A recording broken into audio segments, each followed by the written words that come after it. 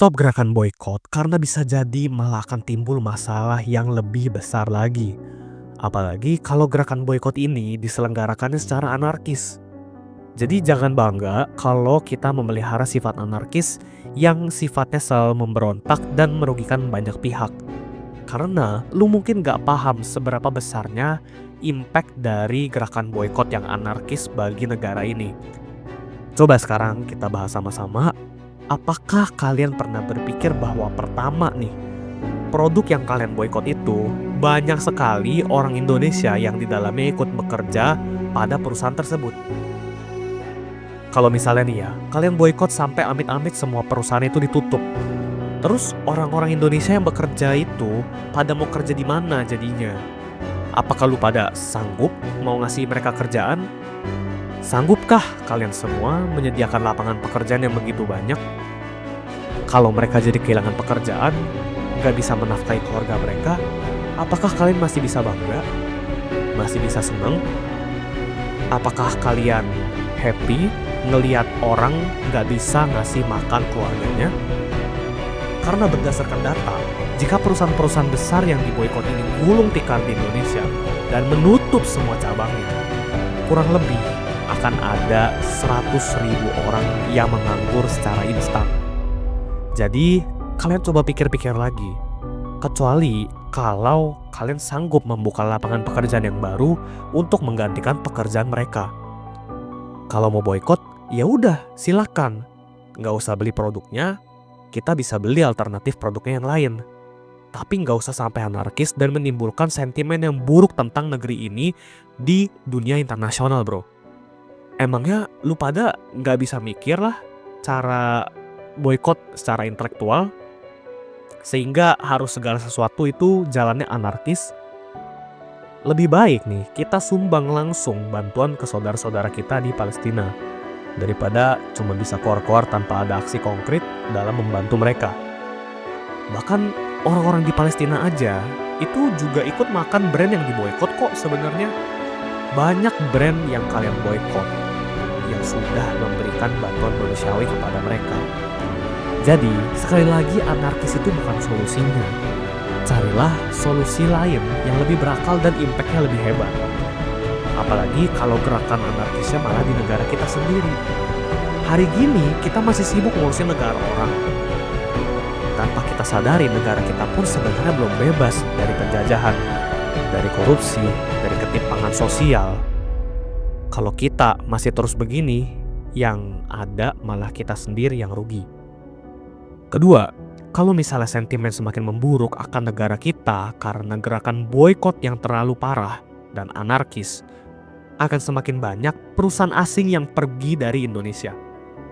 Tidak ada yang pernah ingin mau menanamkan modalnya untuk berinvestasi di negeri ini. Karena perusahaan asing itu akan menganggap bahwa investasi di negara kita itu tidak worth it. Ya sekarang kalian bayangin aja, dari birokrasi, dari perpajakan yang ada, itu semua cukup rumit dibanding negara lain. Di sini aja kita sudah kalah poin.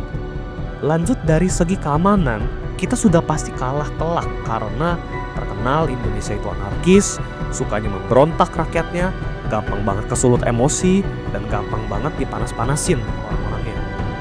Belum lagi oknum-oknum organisasi masyarakat yang selalu minta jatah, bilangnya kita orang sini lah, harus bayar upeti, jatah keamanan, padahal bantuin aja juga enggak operasionalnya.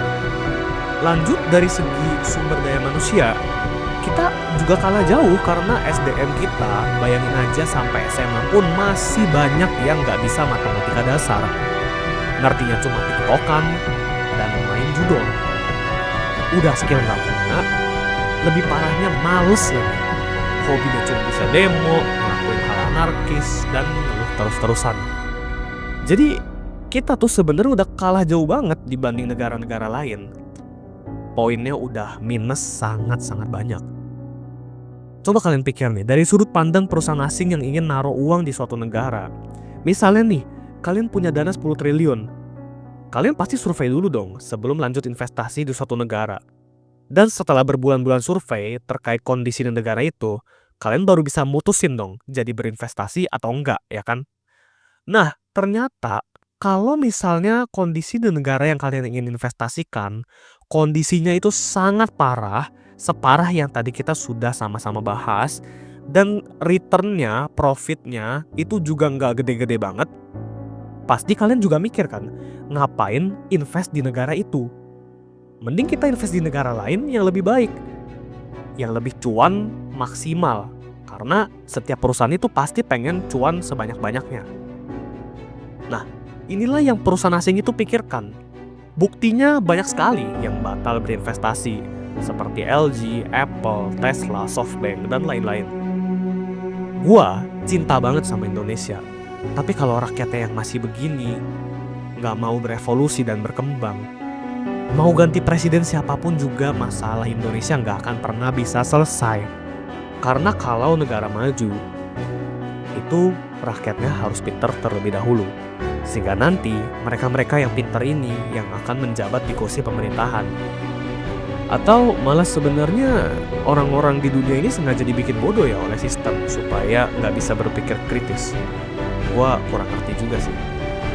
Tapi video ini sebenarnya dibuat bukan untuk menjelekan dan menyinggung pihak manapun, melainkan video ini dibuat murni untuk edukasi supaya kita lebih berhati-hati lagi sebelum melakukan sesuatu, supaya masyarakat kita lebih berpikir lagi dampaknya bagi kehidupan mereka sendiri. Stay positive.